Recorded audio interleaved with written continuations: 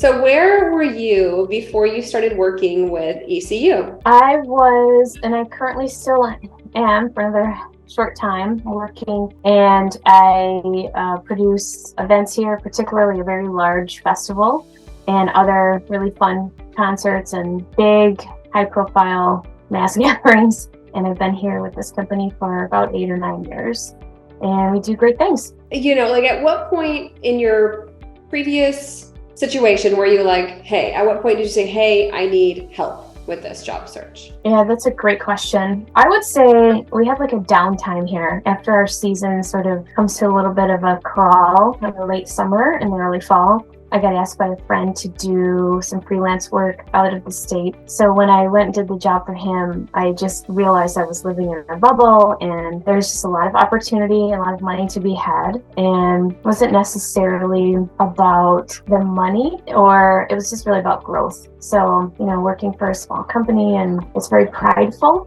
but, I needed to be able to keep growing. Do you feel like you achieved that here? Absolutely did. I spoke with, the intake person and didn't even bat an eyelash.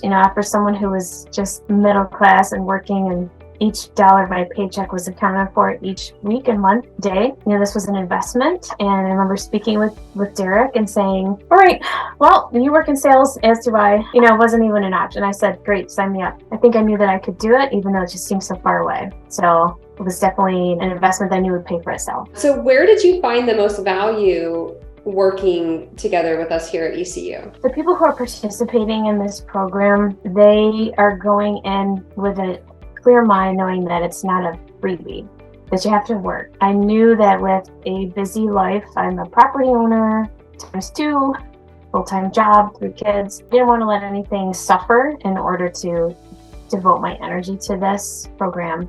So I felt that it was very well-rounded in the fact that you can be in a situation where you need to be focusing 100% of your energy on this, or you can back off a little bit and really have a work-life balance. And I was able to do that. Attending the meetings were great, and reading all of the materials were sent to me. Learning the automation was like another job in itself, but it was an amazing tool. I was like, geez, good thing I'm a little tech savvy. So this is just like rounding out everything. But I think at the top of the list was listening to Tim and Robert and Megan and everybody talking about how to get through the interview process and how to go about that in a totally different way.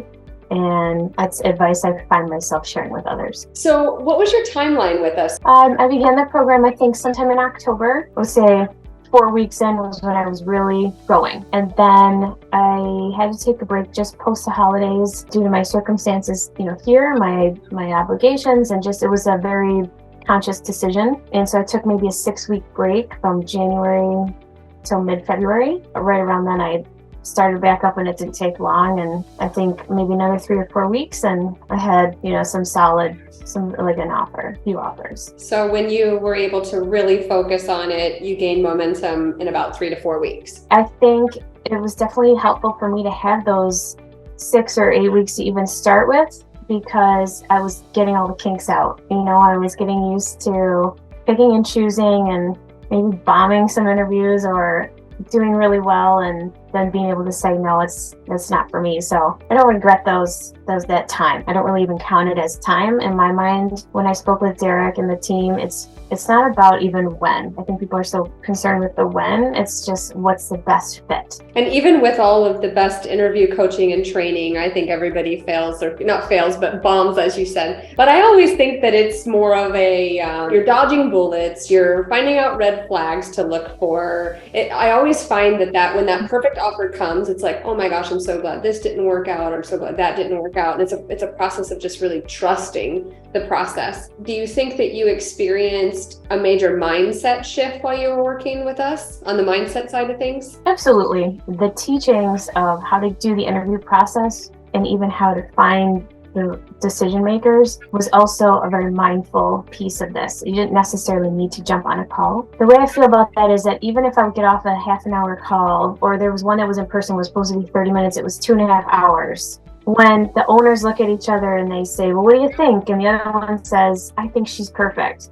Like for me, that's a mindset right there, that even if that one didn't work out, which it didn't, they were not really fully ready to hire, but for the owners to look at each other and tell me that I'm the perfect fit, it really does make you keep going to the next one, because that one didn't work out, but I was okay with that. Whereas I think if people don't take the program and they go through a 2.5-hour interview, they're like, oh my gosh, and what the heck, I'm so resentful. And I was like, that's cool, it didn't work out this time.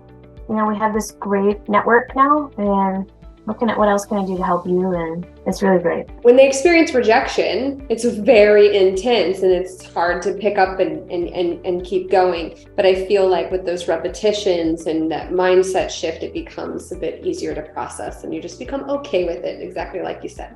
There's no better feeling than that, right? Can you share a little bit with us your offer and if you were happy with it? I'm moving from a small company, as I mentioned, and from my hometown. I think maybe it's important to say that at this point, I definitely had some criteria. And we talked about my criteria and with my coaches in the opening session, and that was that I really wanted to work from home with the ability to travel to the next event. I had a certain number in mind that I wanted to hit, or at least a nice range, and a certain amount of benefits that I wanted to do, or any stipends. Going through the process was interesting.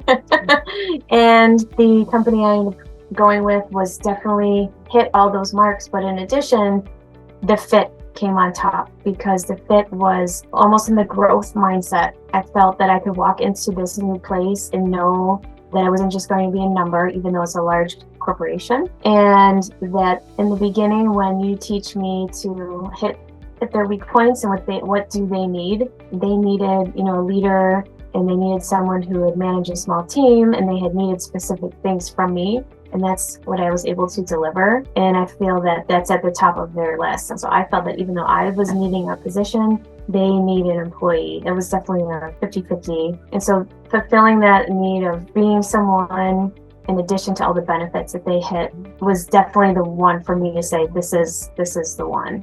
I have a book that's coming out in June. It's called The Fearless Executive. And I think everyone's going to be very heartbroken when I say, dun, dun, dun, dun, like that doesn't exist, right? Everyone experiences a certain degree of fear. After talking to countless directors, VPs, and executives, it's never been one time when I first meet them that they say, yes, I'm on an amazing team and it's a great cultural fit and I'm so happy there and I feel like it's home, it's where I want to be. But it just doesn't happen, and that's why we exist.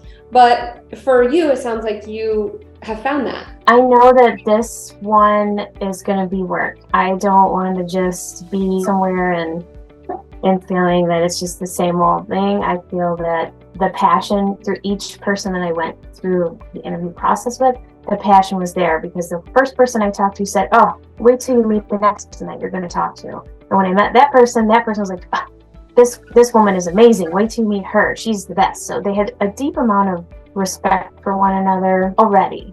And that's something that was lacking in some of the other ones. I had some very strange experiences where the money was maybe 30 or 40K more in a job offer, and they would call me back, but they had nothing good to say about their superiors, employees, work structure, work life. It just didn't feel like a connection. So the fact that they were so passionate about their craft and each other was probably at the top of the list for me. ECU taught me to look for those signs. If there's one thing that I could make sure people really take away from it, it's that we're so passionate about culture.